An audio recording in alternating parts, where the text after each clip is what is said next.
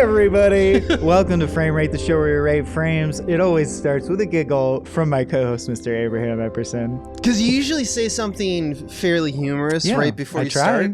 Yeah, I think it's because you want to start things on like exciting, but they don't hear that. And your I think signature giggle is the Small Beans brand. It's the flagship. It's your sig gig. I just worry about your like object permanence, man. Who said that? Where are we? What's going on? I'm falling through time. All the way back to the year, let me look it up quickly, 1997, to discuss today's film, The Man Who Knew Too Little, a Bill Murray romp. And I have a lot to say about it, but I want to immediately bring our voices in because we got two this time for a total of four men who know probably maybe just enough between all four of us, I'd say. Ladies and gentlemen, and all beings in between or outside or everywhere in the universe, please welcome Danny O'Malley and Jacob Reed. Hello. Hello. We both waved, which is a terrible thing to do on a podcast. We both waved without saying anything. I said hello. Danny nailed it as usual and wants credit for that. And that tells you a lot about Danny, I think. He also is that a bust of Beethoven overlooking you, Danny? Yes. Wow. Yes. I had a period where I listened to a lot of college lectures after college that I downloaded on BitTorrent, and there were a bunch on Beethoven and his life, and I got obsessed with like listening to his music in concert with learning about his biography. And nice. He's just a really, really flawed, crazy person who somehow squeezed something that's lasted long, like a lot more like than the terror he provided people in his lives. And I just find him like interesting because he's a victim and also like a terrorizer of everybody in his life, and just like there's something so human about him. This is what the episode's now. You're talking about the dog, right? The big dog. We're talking about that big slobbery dog. Yeah. In the Charles. I wonder Grodin. what your thoughts on Bill Murray are. Charles Grodin was his Salieri, if you will. That dog is so good. I'm just always interested because I'm overseen by the aura of a painting of Clint Eastwood as the unknown man doing the steely eyes. So it's like, what energy do you invite into your... Abe literally, and for many years this has been true, if he'll duck his head just slightly, is under a painting that says, nice. So you know he's nice. Niece. Oh, strong. It's about your niece. Niece. And Jacob. Yeah, I'm a real French guy. I'm a French type. Jacob, the guy who waved silently to introduce himself, is turning the camera to reveal a figure that says I'm Union. Doyle. But is it a particular person? Oh, it's Roz Doyle from Frasier. It's where she holds up the sign. I bought it at a Frasier art show that I helped curate. God, Frasier art. Hell yeah, God, dude. you're killing it. Yeah, I remember when you ran that Frasier art show, and gosh, that's a great segue into asking, hey, Jacob and Danny. But Jacob, you've been involved, like I've crossed paths with you multiple times. We've collaborated on projects, both failed and successful. And you're always doing interesting stuff. You recently had a Frasier art show. I did. You've like assembled some of these exquisite corpse style animation projects. Was that also a Frasier episode, if I'm recalling correctly? It was. So the art show kind of sprang out of with Frasier. Well, there was. I love Frasier, but there was so much art from the remake that we had to do an art show. That spun into that. Okay. It was. I wouldn't say it was low lift because it ended up being a ton of work, but I thought it would be an easy extension of reanimating Frasier. Yeah, let's keep the Frasier train going. Well, the Frasier train. The crane train was right there. I understand. It's right fucking But so that I can stop dominating, I'm going to sort of ellipse our usual question, which is like, what does this movie mean to you? Why'd you pick it? The Bill Murray romp, The Man Who Knew Too Little. You're welcome to speak to that, of course, at will throughout the hour. But I'll just say we picked it because it's about a case of mistaken identity. And because you guys have a new project coming out that sort of deals with that. So can you tell us a bit about your new pod? Yeah, I'm gonna have Danny tell you because I it's too close to my life at this point. I'm like the reluctant main character of this thing that's been going on. You host it though, correct? I host it, and I'm one of the creators of the show, but I am also like the unwitting protagonist who doesn't want to have anything to do with it. Oh, is that part of it? Is so, that you're reluctant? I mean, I don't know that you would get that from listening to it, but the creation of this show started as a joke when Danny and I would go hiking, and it was right around the time, maybe when you started working on Chef's Table, we were talking about, we'd be hiking and hanging out, but then it'd be like, what are you working on? What are you working on? And then along with whatever I was working on, I would jokingly list my low effort podcast where I talk to all the other people with my common name, Jacob Reed. And I'd be like, oh, I'm going to start my low effort podcast, Jacob Reed and Me, where I make money by talking to people named Jacob Reed. Mm-hmm. And it is anything but low effort. It's not making any money. And I think Danny could probably more succinctly explain what it is, because I'm still in the midst of living it. Yes, I'm happy to take the 10,000 foot view here. Thank you. Yeah, so Jacob kept talking about this idea, and I kept saying, there's something to it, there's something to it, there's something to it. And then one day he showed up with like a rough draft of a pilot episode. And I was like, yeah, we should get this going. And essentially, what started as a low effort podcast became one that is very high effort. We call it an investigative comedy podcast. And essentially every episode, Jacob I'll back up a little more. Jacob has been mixed up with other Jacob Reeds his whole life, to the point that now he's got a spreadsheet populated with over 700 Jacob Reeds from all over the world. At one point, I did go looking for that. I would say it was like 200-300 people that I've been like mixed up for. This might be one of the most autistic things I've ever heard of. It is. A spreadsheet. There's an episode. Yeah, there are a couple things. So I mean, that's why I'm saying this is like too close to my life. When like there's a it started as a tab in my Gmail because I was just like, oh, I'll just mark that wrong, Jacob Reed, so I don't have to deal with it and move on. Because I was like.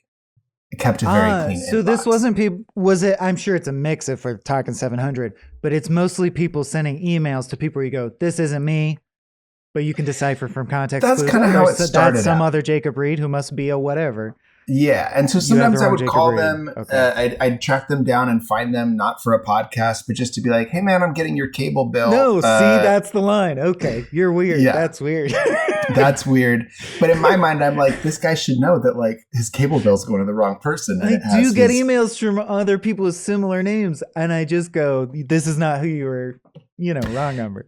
So I didn't know that. You're like, I will find this person. Right. I didn't know that my response to this was unusual until other people told me. And then I kind of was just like, yeah, well, I'll just add it to this list.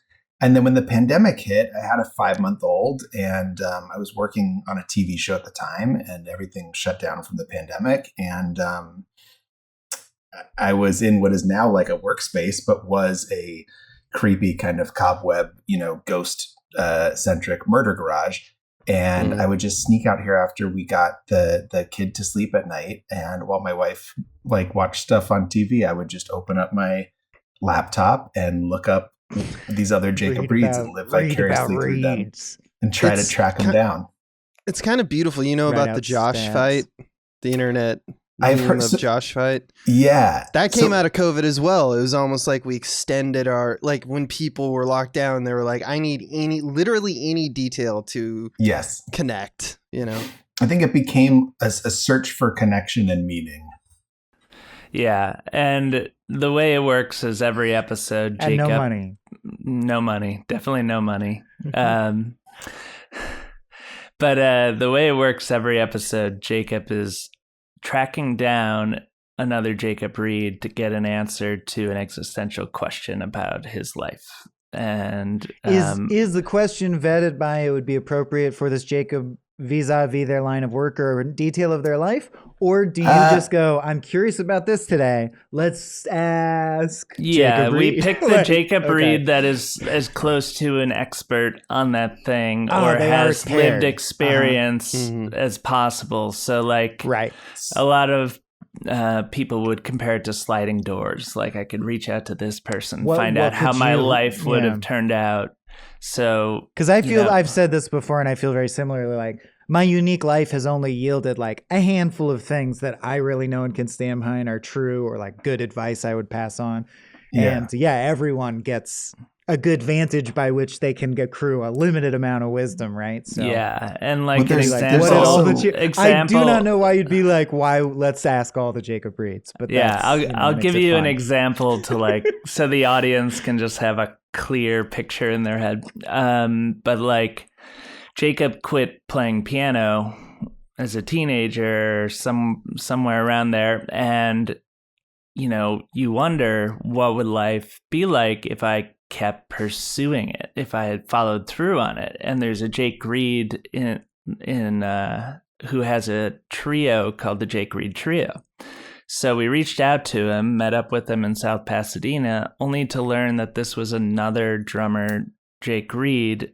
And then that turns into us realizing if the Jake Reed Trio only has one Jake Reed, we could probably do better. And what if we had a band of all Jake Reeds? The Jake Reed Trio. So in that episode now of the Jacob Reed band. But that episode is kind of like, like I always wanted to be, when I was playing piano in middle school and stuff, I always wanted to be a jazz musician. So to find out that there's not one but two jazz musicians named Jacob Reed, and then have them kind of rekindle my interest in music, and we put together a band. You should do an episode on like how would my life be different if I changed my name, and it's a guy named like that's your season. Robinson. That's your series finale, and you lose. That'll be how I bow out of the whole show. Well, you should just do a series of this. Change your name to The Rock. Try to get The Rock on your podcast. Make $1 million. That's the plan. All right. Well, this is already the longest plug we've ever done, so I want to hop into the film. But that is fabulously interesting. It's fascinating. The name of the pod again for the folks listening. It's Jacob Reed and me. But I'm the Jacob Reed and me. Jacob Reed. They're the Jacob Reed. And shout out to the only other Michael Swaim with an M that I've ever encountered, who does I'm sorry if I'm probably missaying the name off the top of my head, but it's a Little Lulu-like comic strip starring Cthulhu. So I want to call it Little Cthulhu, but I don't think Wait, that's not yours? No, that's my buddy Mike I've Swaim. Seen you post about that and thought that you were drawing. No, I didn't make that. That's Mike Swaim. That's amazing. That's why I go by Abe Epperson too, as you can see in my Zoom window. Yeah, Mike does not help himself in terms of branding. That's something we've talked about. Hey, Swaim Corp. Let's dive into The Man Who Knew Too Little. And Abe, you've been speaking too little. So I'm going to throw the energy ball to you and ask you to speak to just the obvious first blush of like, if people aren't aware, it's like a extreme precursor of Big Lebowski. It's a hapless guy who is not aware he's doing a detective thing, right? Yeah, it's a parody of Hitchcock's Man Who Knew Too Much. It's about Bill Murray walks. It's funny because in 1997, another film came out from Fincher called The Game. Wow, I didn't realize this came out it's the same very. year. It's very similar in that it's comedy. Like, The Game. It's comedy. The Game. He is set up by his brother again. Yeah. What? Mm-hmm. Like set up because he's not supposed to be there. He arrives for his birthday kind of thing, and he unwittingly walks through. Yeah. Wow. Well, I mean, why would you even have this event? No, but The Game is also a birthday present. Yes. Walks through this thing called the Theater of Life, which is a like participant theater troupe that kind of puts you into the thick of things. So he believes all the things that he is doing is a part of this theater performance that's just set up for him, when in reality he's unknowingly walked into a series of high-level espionage. So it's a spy parody on top of that, but it's by a guy who is dumb and B, doesn't know that he's like that gun is really a gun. He thinks it's a fake gun, and comedy ensues. And in the through line of this pod, we recently covered Fisher King with Robert Brockway, so it was interesting to watch a very like similarly structured in the sense that it's also first and foremost a Bill Murray vehicle. Like the brother, it's something Gallagher, the guy with the eyebrows. He gets out of the way. Everyone gets out of the way. It's Robin Williams is here. He's going to do his thing for a while. Oh, Bill Murray is here. He's going to fucking rock the house for a while. It's very much I would love to know if there were other, I looked it up and couldn't figure it out, but I would love to know if there were like other actors that were attached to this, or if like Bill Murray is what got it was written for him. Yeah. It was written. Yeah. Or are you asking, or you know that, Abe? Asking Abe because he's. I don't know. It would be hilarious if it was like just supposed to be a Jim Carrey vehicle, but that kind of stuff did happen, and then because the rewrites. But I believe it's based on I think just from the credits I gleaned, it's based on a novel. Presumably also a comedy send up. So the premise has. Jacob, you're half a tremendosaur. As sketch writers, we can all say the premise has legs, like it works as joke math on its own. But of course, all the Bill Murray scenes become so uniquely Bill Murray that it's hard to imagine plugging in. It would have been them doing their shtick, I guess, at that point. But let me throw it to you, Danny and Jacob, and just ask another one we recently hit because the guests were like, I just have a soft spot for Ernest Scared Stupid. And we were like, actually it holds up pretty well. I had a similar ride with this, having never seen it before. How much do you worship Bill Murray, as all comedians are on that spectrum? What does this movie mean to you? Why this one?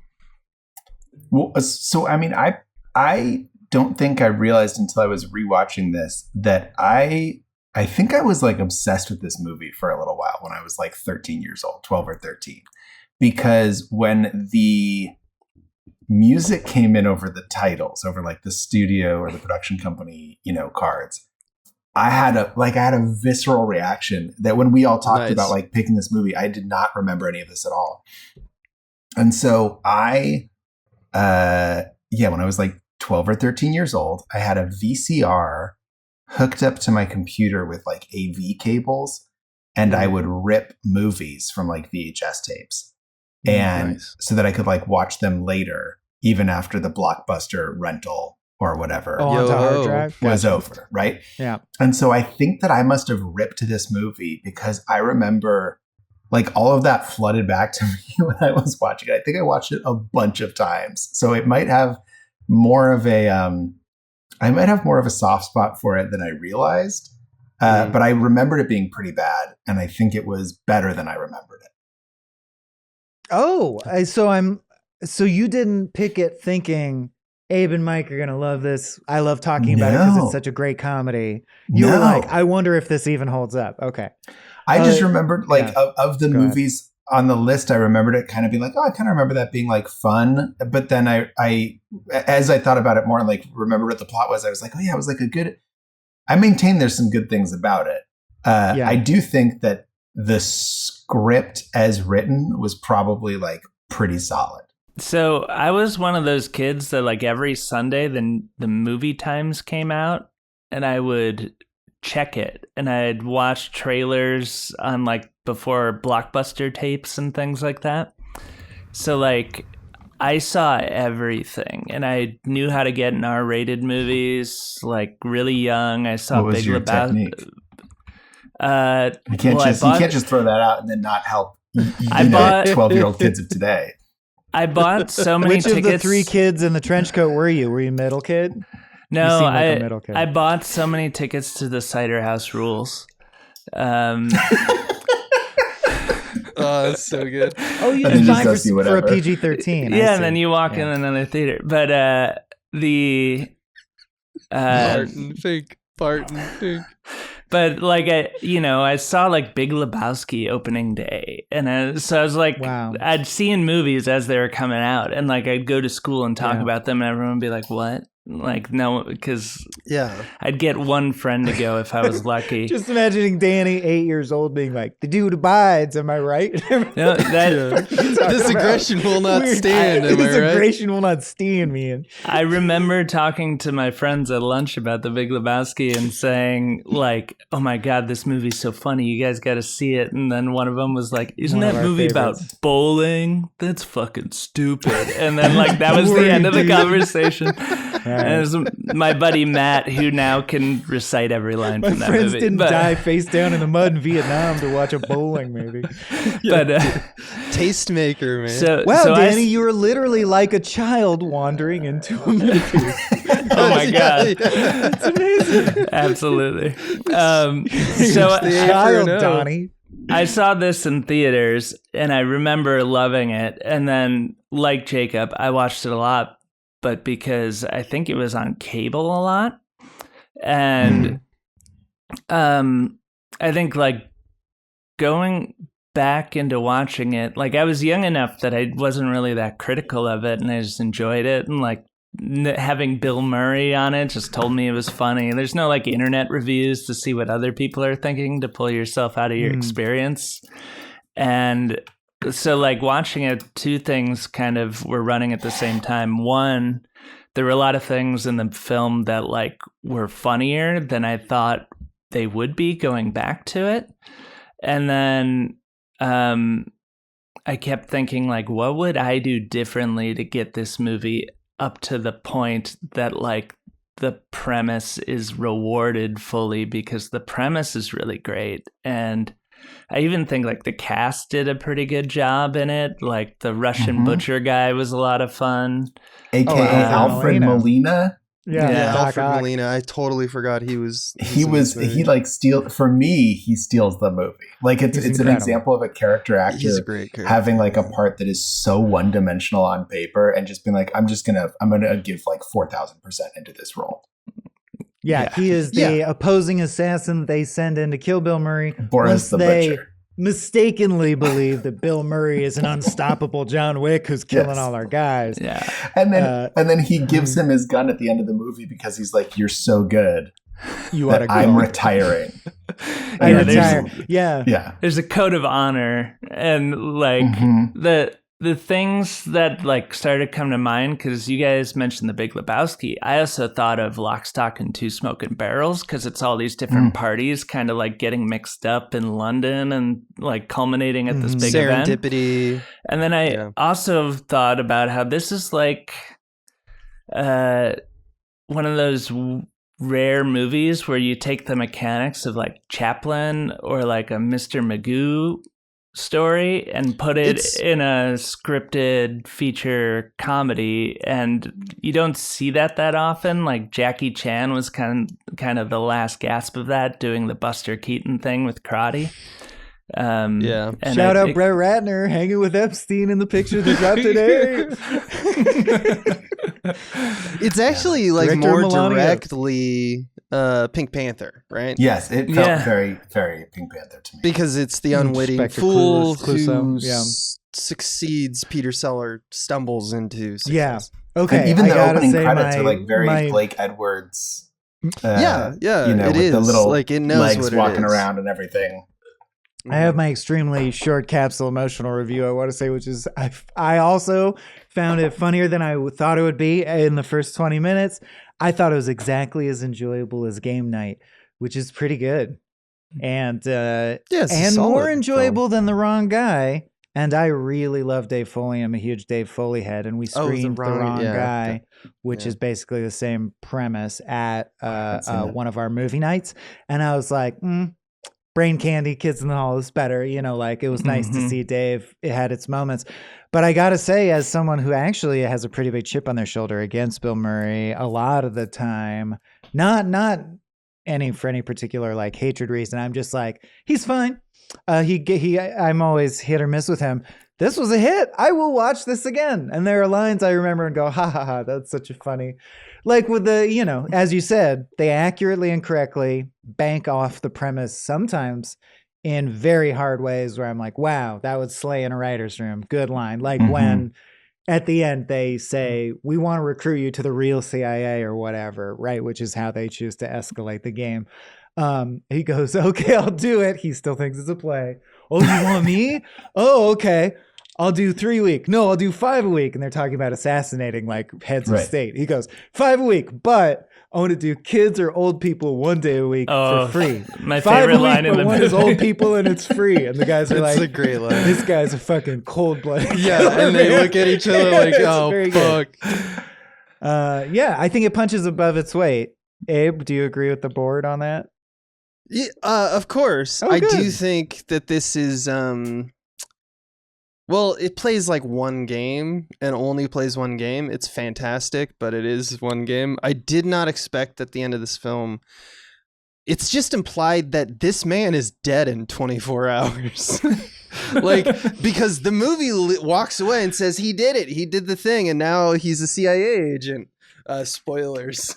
And You don't think his he has no, like, he is just You don't he's think not he gonna continues live. to get lucky? Yeah. as lucky as Like, he's been yeah, the whole well, experience? I feel Unless like he's I a picked luck this god. up from the Well, subtext he is that's dead. bouncing Well, around, can- but I'm glad. Or can I Danny sh- mentioned, how would you develop the game? Yeah, go ahead. Yeah, can I shout that out? Because one thing I do like about that is because there's like a parameter to which you can measure cinema, which is like, I think the Sixth Sense is one of those things where like the bounds of the movie of what you show and what you don't allow for the experience to actually exist.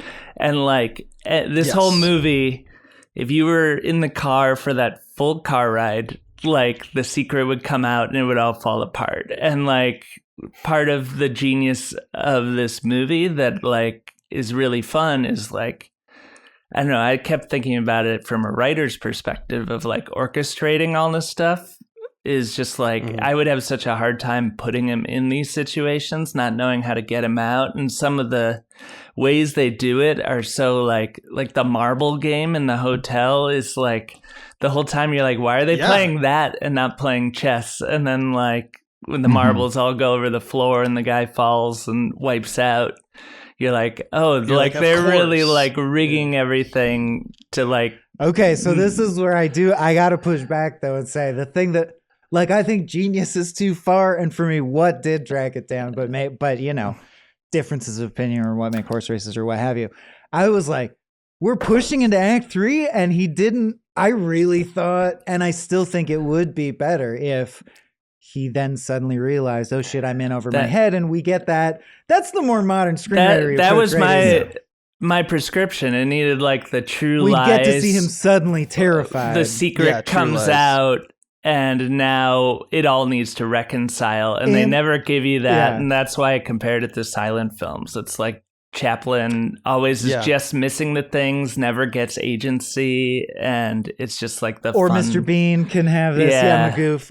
But Baby Because it's Step, episodic in but nature. it is also made me feel like maybe I know I have because it's so great. Spoiled by things like Arrested Development. That's what still made it feel 90s to me instead of 2020s, was just that we're not deconstructing it in any way, and they don't even care that it doesn't hold up to like he knocks a guy out. You can sneeze so hard that you headbutt a guy unconscious and you don't even feel it. Something's wrong with Bill Murray physically. He goes, he like, they have to start bending over backwards essentially in a way that I do think, all right, now we're in like Weekend at Bernie's territory where like he kills a guy or knocks him out and he's like, you shouldn't sleep while you're doing a performance, actor guy. You shouldn't lay down on the job. And I'm like, well, that's not even. That Bill to me was Murray's like just insane. a bridge too at this far. point. Like he can't understand. Yeah. But life. the flip of that is like during the car chase, which is like, you would think. Okay, so to take a step back, I trying to find out where this novel was. 'Cause I was like, I should read this novel. It's hard to find. It seems like the guy wrote like 2 things, and like this novel has 2 reviews on Goodreads, and one of them is a review of the movie, and the other one didn't review it at all. They just gave it some stars. So it's not like but the author's name is Jacobus Reedham, so I will be tracking him down. There is, without getting into more plugging of our show, we're about to publish a book that we wrote as a joke for the show, where I learned enough about economics that I could write a book about economics that is being published by me and a AP Econ teacher named Jacob Reed. Nice. But so he's going through the car chase, and as I was looking up the novel, I learned that like this was these like theater of life or whatever, not called that, but like these big immersive experiences apparently were a big thing in the 80s in the UK.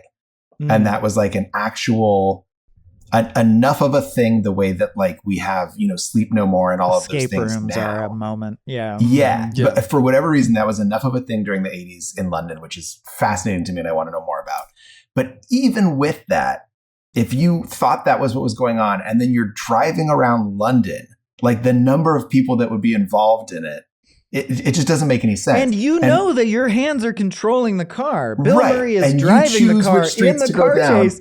And he's going, wow, this is an amazing play. And it's like, dude, you're Tokyo drifting the car. But doing it. I feel like that moment they covered really well, because he's having the time of his life. And he's like, one of his lines is, you guys can't be making a dime off of this. And I'm definitely convinced it's super high budget. It's both. And that's why it punches above its weight, because given that they go, we're going to go fully dumb and lock in. He's always Mr. Magoo. He'll never figure it out.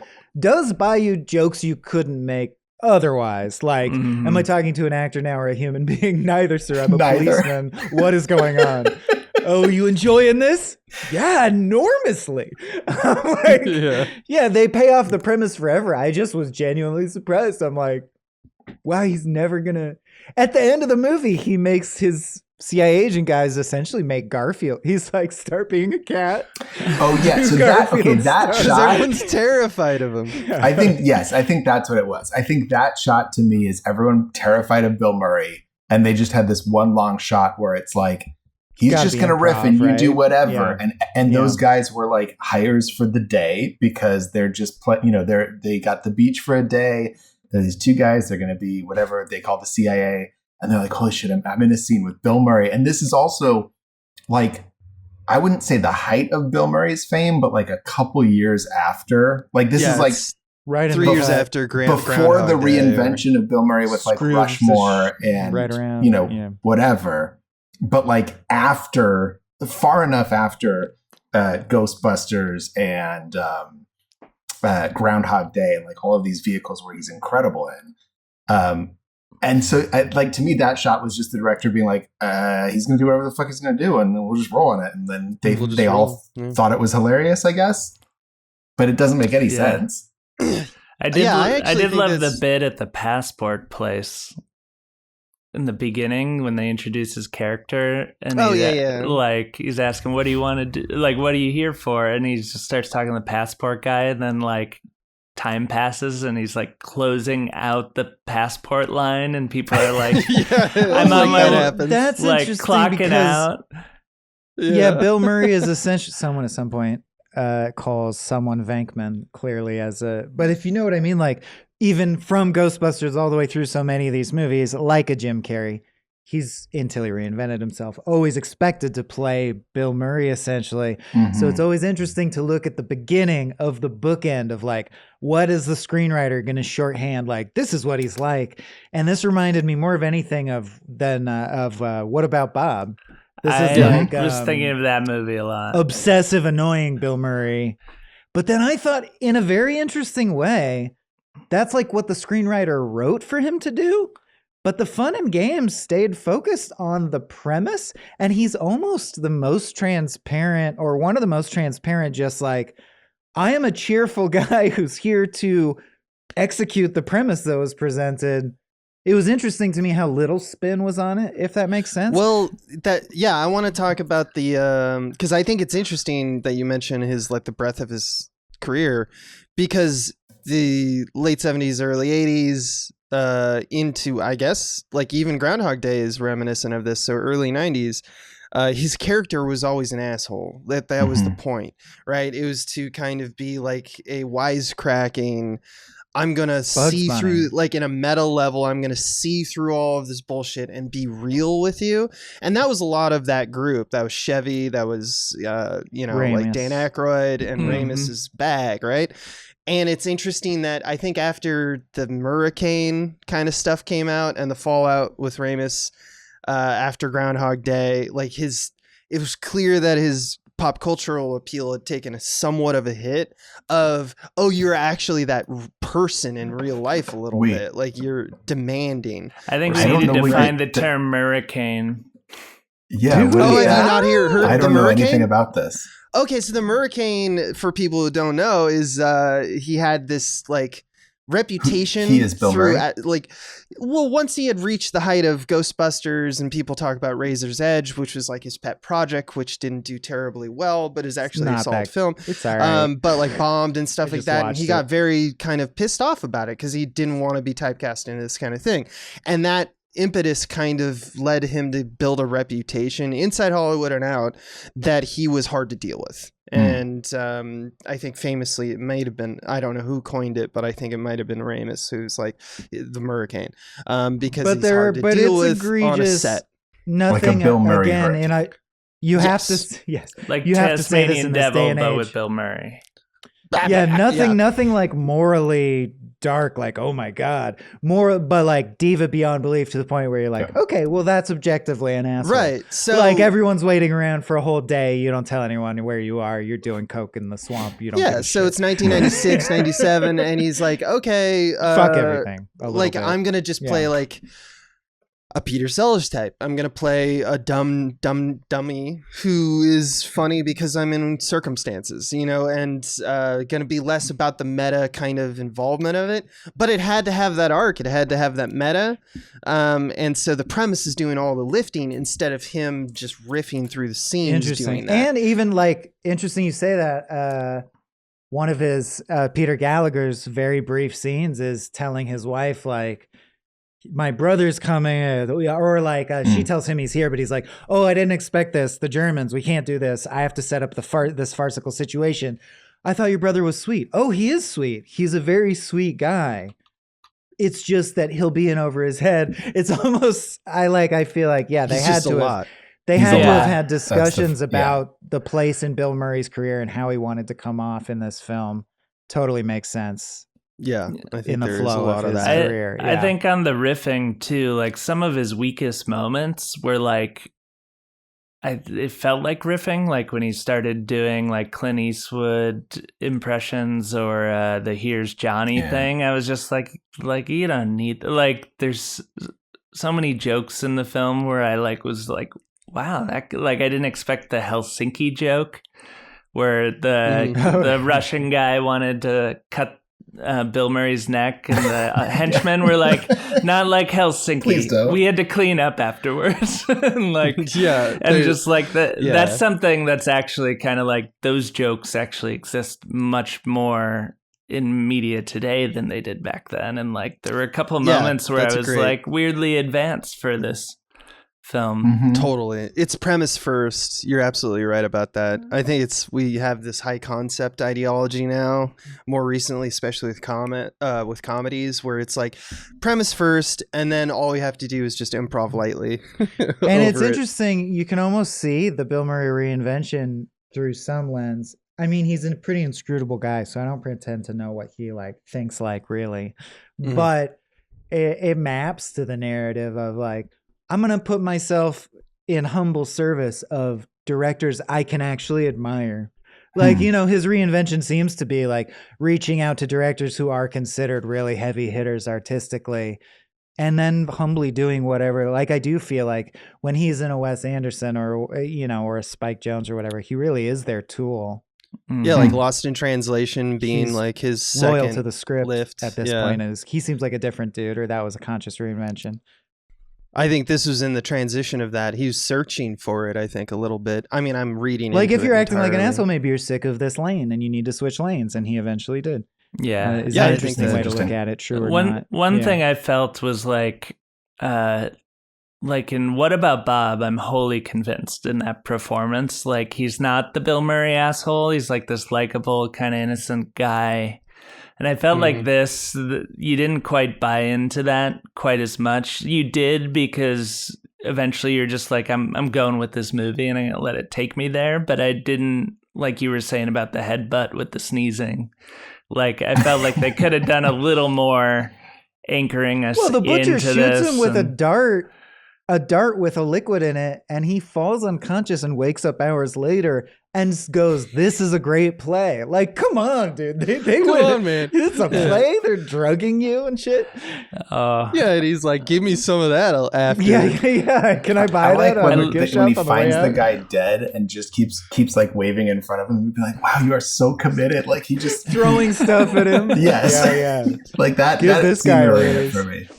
The pen scene where he's like, give him the antidote, and he pulls out the pen to stab him with to give him the antidote, but it's a real pen, and it's like, sorry, that's a real pen. He got stabbed. So good. Like, there's some jokes that just really jump above the quality of the movie in a way that I feel like I want to shout those out.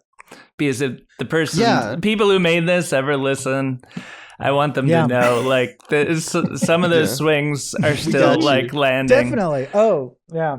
And to do a compliment sandwich, I guess my commentary arc is, it was funnier than I thought, but it had these problems that make it seem like, it's fine. It's like a B, not an A to me. But then on the other end, I also want to stand in appreciation of how before essentially Judd Apatow, I don't want to put it all at the feet of his success. Upright Citizens Brigade probably had something to do, but like reality TV probably had something to do with it. But the hybridization of like the Office style, doc style, reality, let the cast have fun and improv, blah, blah, blah. It has its strengths, it has its weaknesses.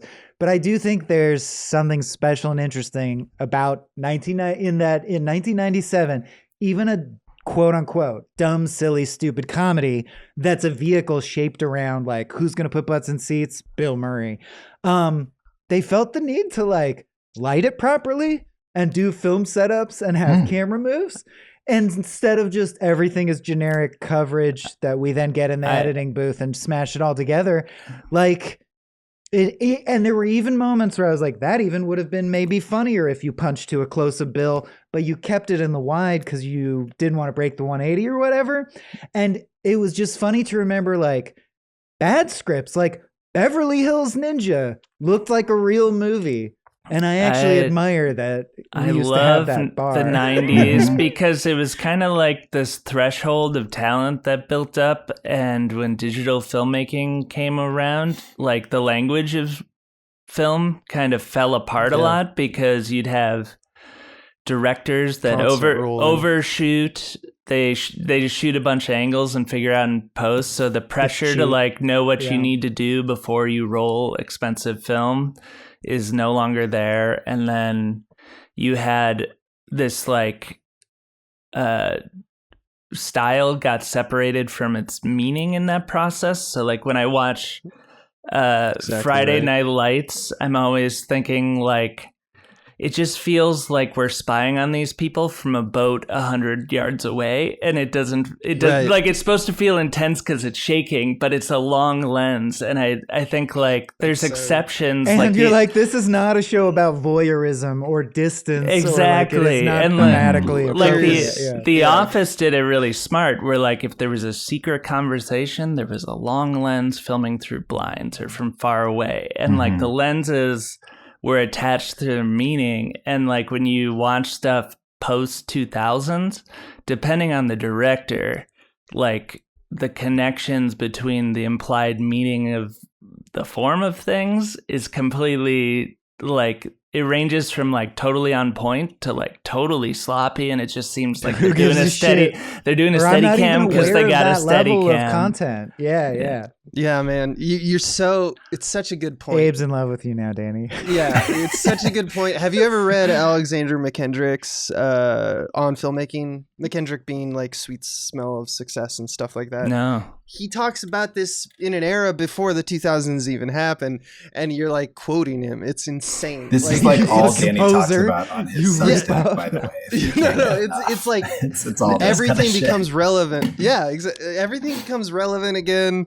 And you're spot on in that shit. It's Like the writing too, like writing was very tight in the 90s, and like this idea that every line has a purpose. And I think writers strive for that. But I think in movies particularly, after the writer's strike, all the writers couldn't make a living writing features that never get made anymore. So like all these talented writers moved into TV.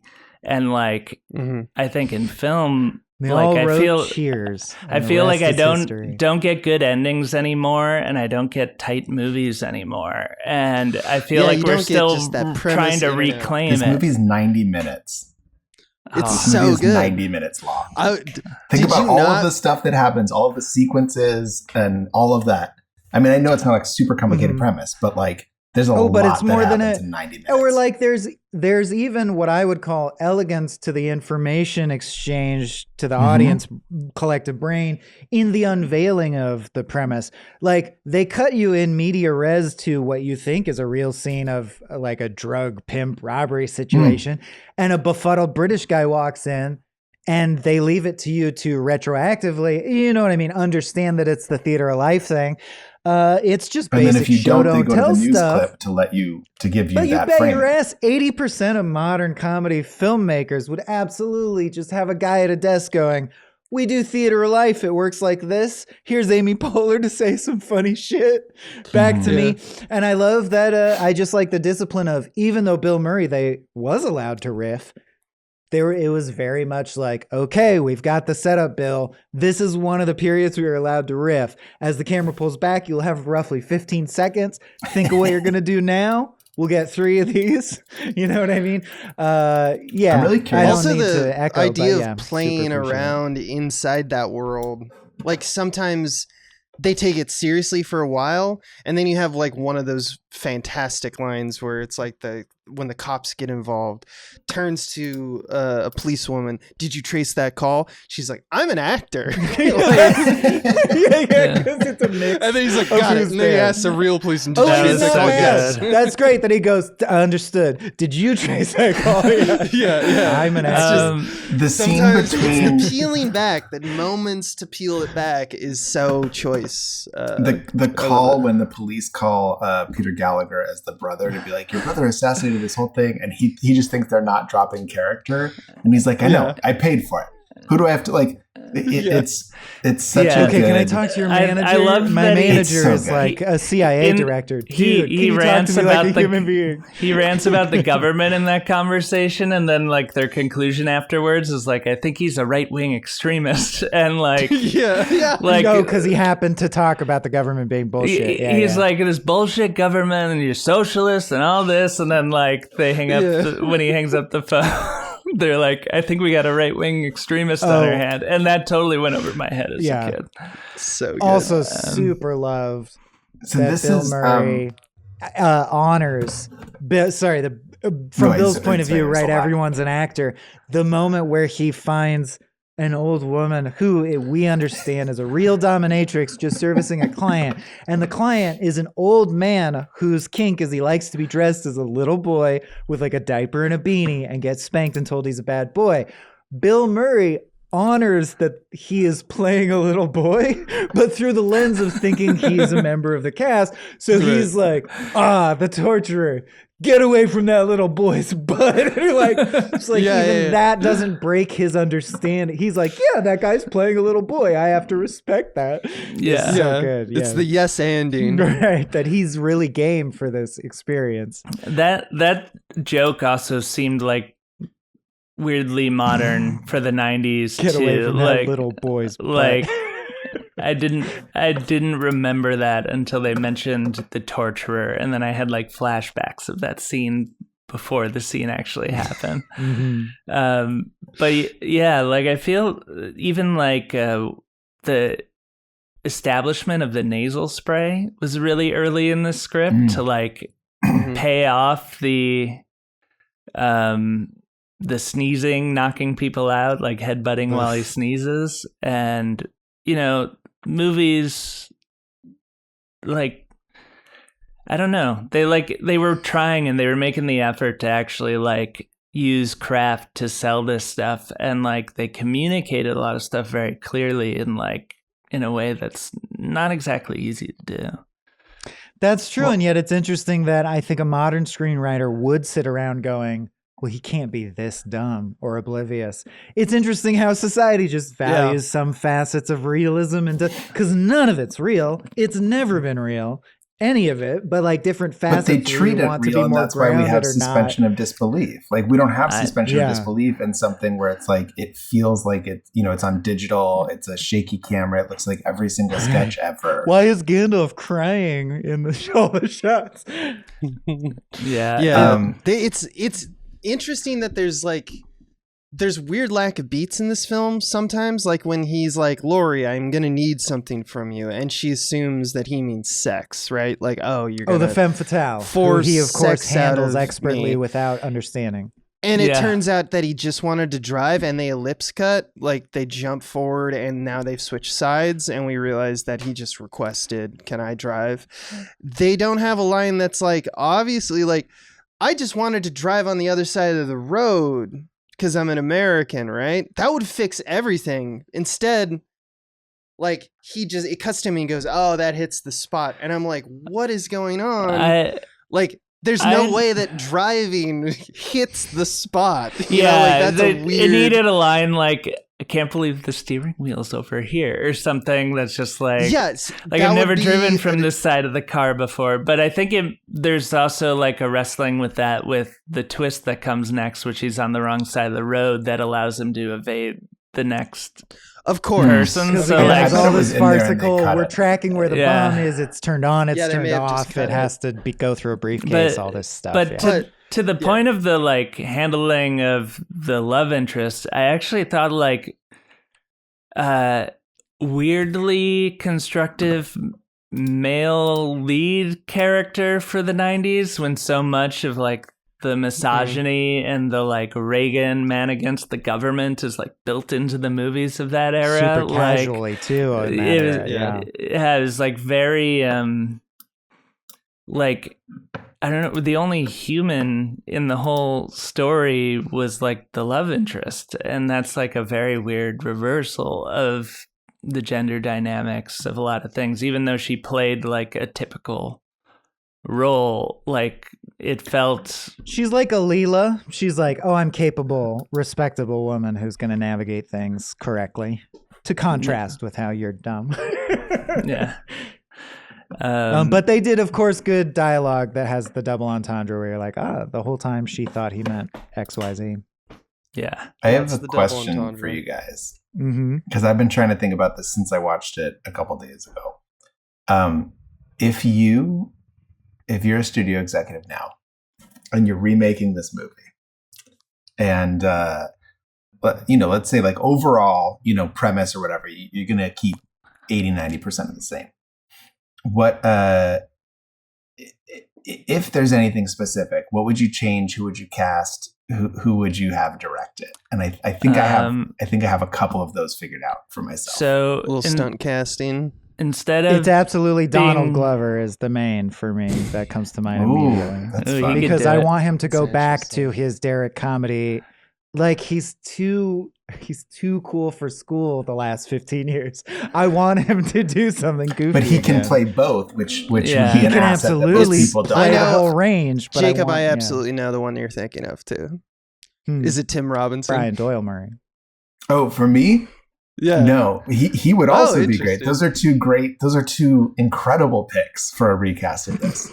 I want to like alter the premise a little bit, because like I feel like we saw this movie. You're in a Russian submarine, 1921. No. I feel like we saw.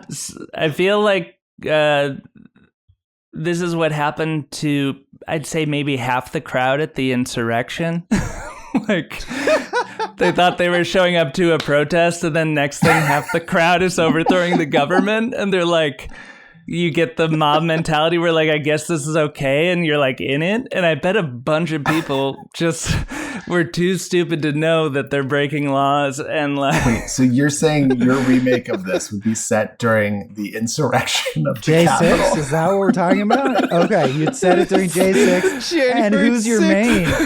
I don't know yet. I'm still like absorbing. You should cast that dude from Mr. Show who was at J6. My former neighbor. He was in Arrested Development as a gay cop. Yeah. Dude. His name is Jay. That's right. I forget his last name. Mr. Showcast. So my stunt casting is considerably older. It would be like someone's uncle visiting them, and it would be Richard Kind. Oh hell yeah! Wow, yeah, dream. Just delighted by the whole thing. Oh, this is fun. Doesn't realize what's totally. this? Yeah. Oh, what's that? Yeah. Oh, that's fucking fantastic. I don't think you could ever get the budget for a movie of this size starring Richard. Like, I would like to see. I think I'd like to see Emily Blunt as the butcher. I think I would like to see. If I was going to remake this, I would have Alfred Molina come back as the Asian butcher, and trying to redeem himself by killing Boris Richard Kind. Bring whatever new he wants to bring to it. And then Richard Kind, he's like, I think I can take him. I can kill Richard Kind. Yeah. Richard Kind is fantastic. Richard Kind is. I love that you set that this whole question up of if you're a Hollywood producer, like what would be successful, and your jump is like what would you want to see? Not necessarily. I mean, he said all what of your would you choices are see? better. He did. Yeah. I think that Tim Robinson or Donald Glover would be more marketable at this time, but Richard Kind would be phenomenal. This is a back in time cast, but like I could definitely see a version of this with Leslie Nielsen. Mm-hmm. Oh, I mean, yeah. That would just be one of the Naked Gun movies, right? It would just feel like a Naked Gun for sure, which is a great feeling. Except for when you see OJ, you got to reckon with some stuff. Which the new one handled the new movie handled it. Yeah. Those guys did such a good job. Yeah, that's kind of fascinating because because the whole premise of Leslie Nielsen is that he is the straight man. Which totally works for this film.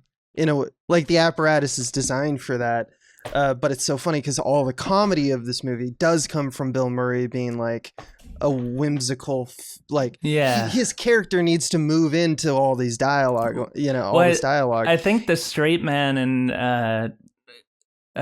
Naked Gun kind of comes from not an ignorance, but like an unawareness, like.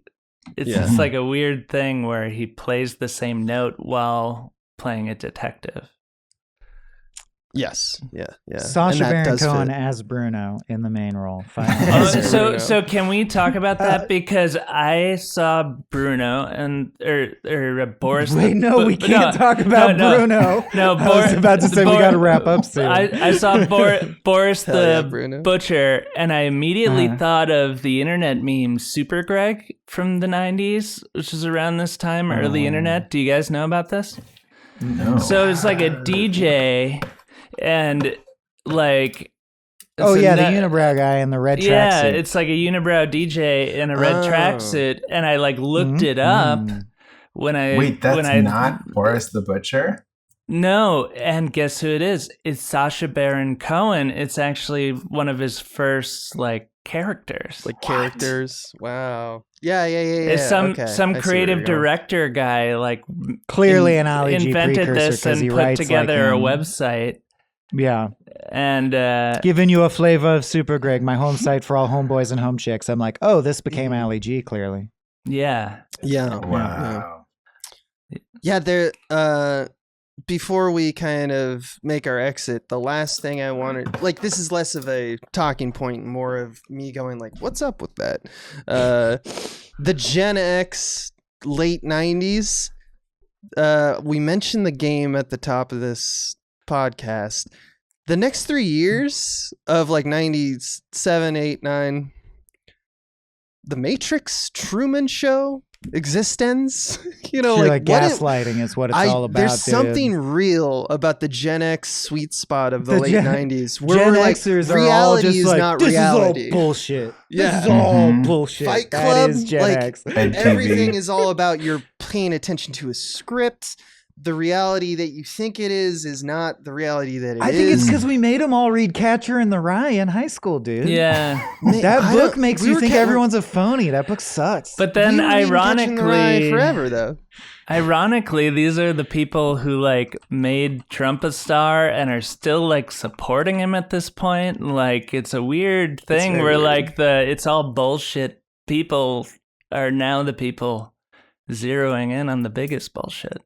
I think that was the end of the monoculture. I mean, all I can say is Cora has Gen Xer answer. Well, we were born into like an economically difficult conditions with like a world that wasn't ready to serve us or our needs. And I'm like, that's every generation. So yeah, that's my complaint as a millennial, and Gen Z feels that way. Right. That's not new. I had a core experience with this film because when the butcher guy did the karate chop on someone, I was like, that's in so many movies.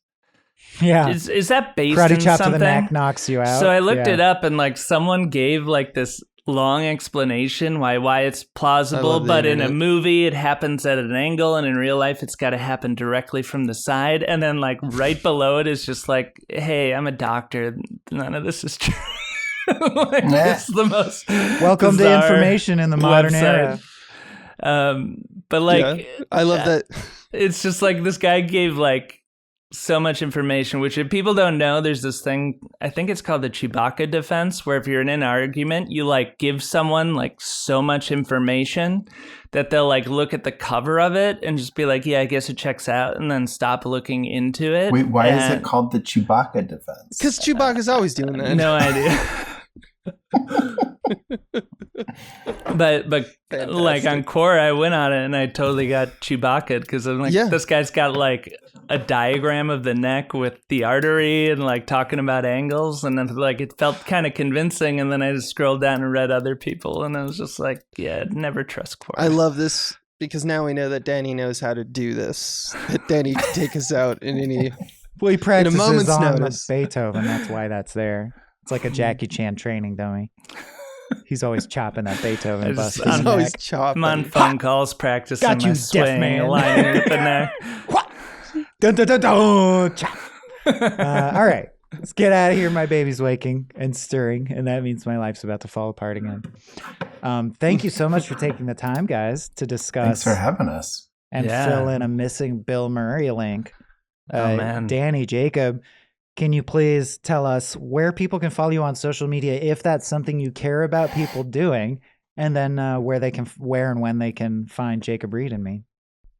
I mean, I barely use social media anymore, but Jacob Reed and Me is at www.jacobreedandme.com, or anywhere you look for podcasts. Just look for Jacob Reed and Me, and the whole season comes out, or I guess we're not dumping the whole season at once, but episodes will start coming out at the end of February every week. Fantastic, man. I could talk to you guys forever about this stuff. For me, I'm on Instagram at DannyO'Malley.film, and I have a Substack called Documentary Demystified, where I teach secrets about how we make documentary and talk about film and all that sort of thing. So, hell yeah, dude. And then also, shout out, I made a movie called Canary, and it's about a climate scientist, and it's pretty good. So I recommend people check it out. If you look up Canary Daily Show, they closed the season with it last year, and it's like a great 20-minute extended interview with the subject of the documentary, and it's awesome. Wow, that's awesome, man. Congrats. Check that. I am not involved. I just no. It has nothing to do with anything we talked about. Yeah. It's just cool. And watch Chef's Table. Mm-hmm. Do you know? There's no way you do. Yeah. We love that show, and I'm not trying to, I don't know if this makes you mad as a competitor. That show, The Final Table, is that ever coming back? Do the cooking doc people talk to each other? I don't know anything about that show. Basically, I don't Bring back the final table. I don't watch a lot of documentaries anymore because I'm doing it all day, and I watch them and I just explain them. I just have notes. I'm just like, oh, it's funny that you're jumping from this B-roll to that B-roll. Like once you go to archival, stick with it for a while, man. Don't jump around to a different style every line. It's hard to watch and hard to pay attention. Once you see that sausage being made, man, it's hard to go back. Doc wisdom. Ooh, yeah, you're right, Abe. I could do it different, but again, it wouldn't be on topic anymore. But I could definitely pick Danny's brain about documentary. Oh, I thought you were going to be like, I could have a sausage. You don't need a podcast. And I could eat a sausage. You don't need a podcast to talk to me. We can figure out a if time. If stuff is not producing content, whatever. If a treat falls and I don't get views, is my life worth living? We'll see you guys next time on Frame Rate.